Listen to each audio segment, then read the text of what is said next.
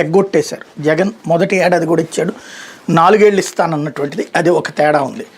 లేకపోతే ఈనాడు మరొకటి 7 నుంచి చేనేతలకి ఉచిత విద్యుత్తు, పవర్ లూమ్స్కి 500, హ్యాండ్లూమ్స్కి 200 యూనిట్లు, తాజాగా 1,08,499 మందికి వితంతు పింఛను.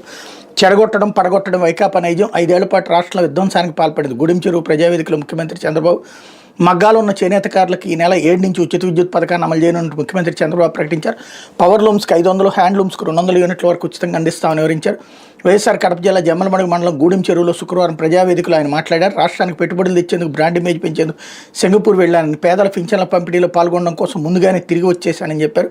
పింఛన్ల పంపిణీకి అత్యంత ప్రాధాన్యం ఇస్తున్నట్టు చెప్తూ రాష్ట్రంలో 64 లక్షల మందికి ఏటా 33,000 కోట్లు వెచ్చిస్తున్నట్టు పునరుద్ఘాటించారు. తాజాగా 1,08,499 మంది వితంతు పింఛన్లకు 43 కోట్ల రూపాయలు ఇస్తున్నామని తెలిపారు. మహానాడు వేదికగా ఇచ్చిన హామీ మేరకు జిందాల్ ద్వారా కడపలో ఉక్కు పరిశ్రమ ఏర్పాటు చేస్తున్నట్టు తెలిపారు. గండికోట ప్రాజెక్టు ఎన్టీఆర్ ప్రారంభించగా తాను పూర్తి చేశానని గుర్తు చేస్తూ హంద్రినేవాన్ని శరవేగంగా పూర్తి చేయడంతో పాటు గాలేరు నగరి ప్రాజెక్టును కడప వరకు పొడిగిస్తామన్నారన్నటువంటి వార్తని హైలైట్ చేశారు.